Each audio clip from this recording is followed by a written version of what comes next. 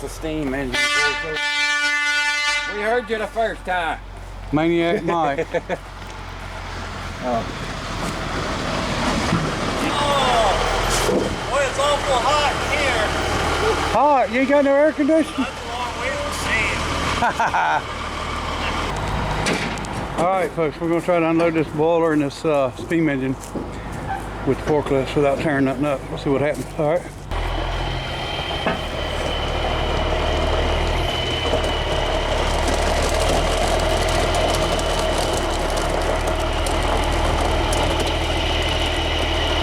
That's good!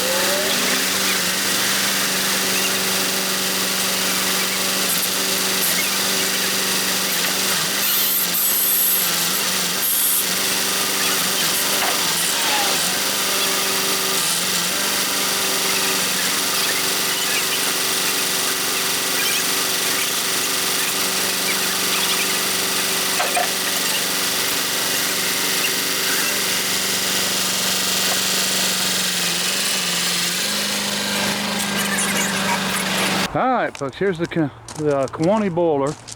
I've got one Kewanee, and so anyway, we did look at this inside.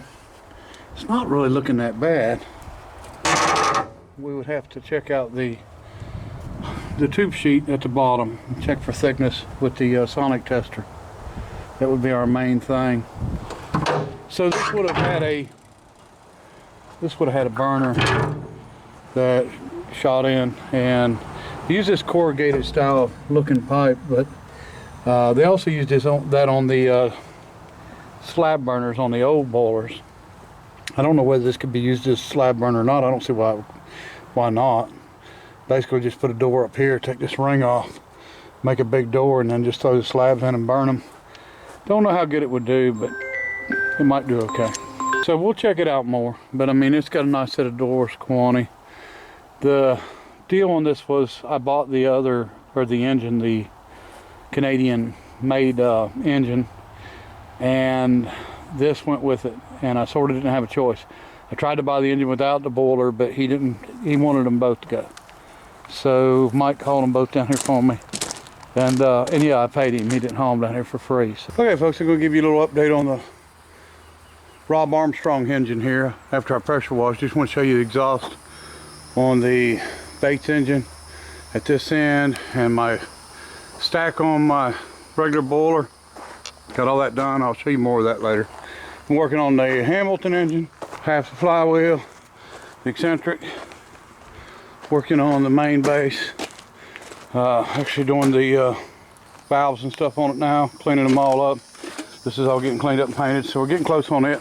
Okay, and here's our other new bearing, other half the flywheel, crankshaft, and that bearing.